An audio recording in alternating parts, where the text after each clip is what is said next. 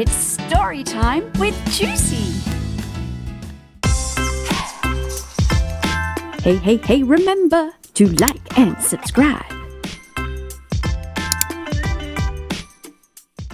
The Busy Life of Ernestine Buckmeister.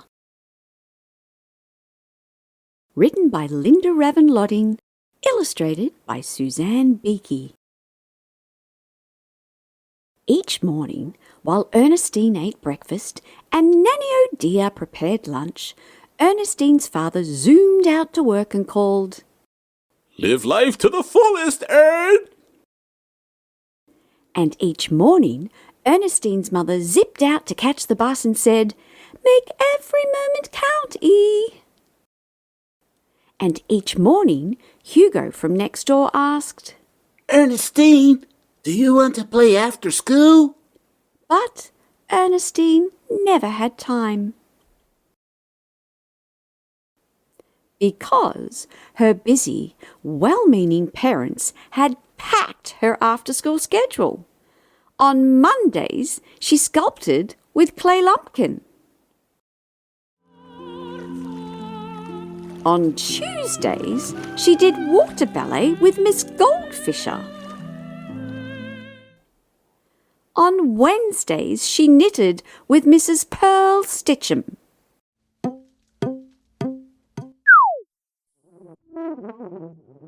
On Thursdays, she took tuba lessons with Mr. Oompa. On Fridays, she yodeled with Little Old Lady.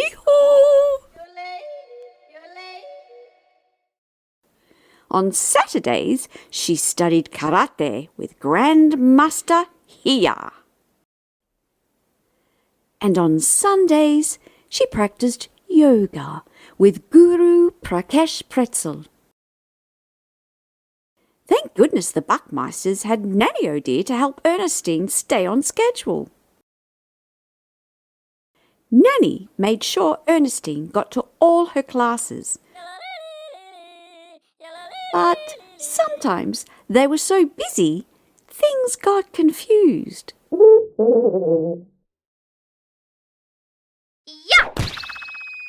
When Mr. and Mrs. Buckmeister dashed home from work late one night, they noticed that Ernestine looked pale. "Maybe she needs some face painting lessons," said Mr. Buckmeister. Nanny Oh Dear just said, "Oh dear." On her way to lessons each day, Ernestine slowed down long enough to watch Hugo play in his yard. He flip-flopped on his trampoline, giddy up like a cowboy, and bounced his ball. Yay! One afternoon, Hugo shouted, "Look out!" as his ball sailed over the fence and landed in Ernestine's tuba. Ernestine bounced the ball to Nanny and squealed, "Bounce it back!" "Oh dear," said Nanny. "It's time for tuba." Ernestine sighed and passed the ball back to Hugo. That night, Ernestine practiced yoga in bed. She inhaled and stared at her busy schedule. She exhaled and thought about Hugo and how he got to flip-flop and giddy up and bounce. Then Ernestine had an idea. The next afternoon, Ernestine announced, "Today I scheduled something new." "But you have yodeling," said Nanny. "It's written on my... have you seen my calendar? And where's my phone? Oh dear." Ernestine giddy-upped across the yard to the park. "Ernestine!" panted Nanny. "Now we'll be late for yodeling. Or is it knitting?" Ernestine reached the hilltop and flopped onto the grass, pulling Nanny down with her. "Oh dear," muttered Nanny. "Look!" Ernestine sang. Nanny stopped huffing and noticed the valley below. "My, the view is heavenly." "That cloud looks like a pineapple," said Ernestine. no, a bunny! Or whipped cream, suggested Nanny. Before long they were imagining that they were tiny bugs and the world was huge. Then they were pioneers building a twig fort, and Nanny showed Ernestine how to make a daisy crown.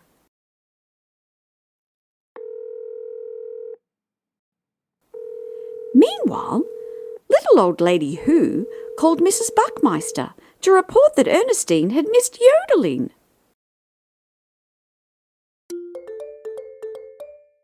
Mrs. Buckmeister called Mr. Buckmeister. It's not like Ernestine to get off schedule. I know she's with Nanny, but where could they be? They tried to call Nanny Oh dear, but she didn't hear her phone.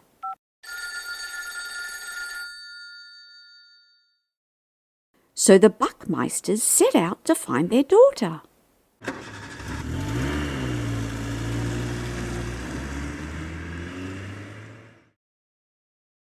Have you seen Ernestine? The Buckmeisters asked at knitting class. Mrs. Stitchum replied without dropping a stitch. Knit 1, purl 2, sorry, I can't help you. They dashed to karate. Hi-ya! Called the Buckmeisters. Is Ernestine here? Grandmaster Hiya answered, No. with a flying twist. Maybe she's at water ballet, called Mrs. Buckmeister. Is Ernestine here? The Buckmeisters zoomed to Clay Lumpkin's studio. There were lots of children sculpting, but no Ernestine. They rushed to yoga.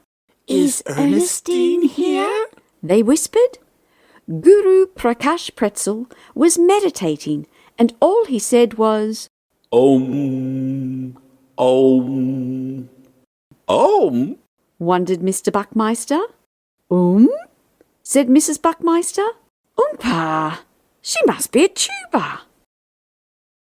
Have you seen Ernestine? Mrs. Buckmeister yelled over the blaring horns. But Mr. Oompa didn't hear a word. By the time they looked everywhere, the Buckmeisters were dazzled and frazzled. This is what poor Ernestine does every week, Mrs. Buckmeister panted. No wonder she always looks so pale, added Mr. Buckmeister. Then, off in the distance, they heard bubbles of laughter. The Buckmeisters trudged up the hill, and there was Ernestine, her cheeks as rosy as apples. Ernestine Marigold Buckmeister, called Mrs. Buckmeister. Where have you been? Oh dear, Nanny stuttered. Well, you see... We were right here, Ernestine squealed. It was my idea. We saw pictures in the clouds and rolled down the hill and pretended we were bugs, and then I was a princess. And I want to do it again. The Buckmeisters were stunned. I like taking lessons, but can't I stop some of them? Pleaded Ernestine. but how will you live life to the fullest without sculpting and swimming? Asked Mr. Buckmeister. Right, Mrs. Buckmeister agreed. And how will you make every moment count without yoga and yodeling? Like this, Ernestine said. Everyone inhaled. Then they exhaled. My, the view is heavenly, said Mrs. Buckmeister. Since that day, Mrs. Buckmeister bikes to and from work and has taken up gardening. Mr. Buckmeister tries to get home early once a week to build a treehouse. And Nanny O'Dear has discovered the joy of flying kites. As for Ernestine, some afternoons she practices karate with Hugo. Hey-ya! And sometimes she plays the tuba.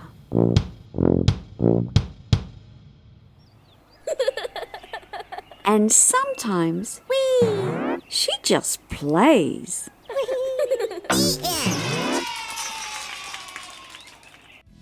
I enjoyed that story and I hope you did as well. Let's read together next time another children's book on Storytime with Juicy.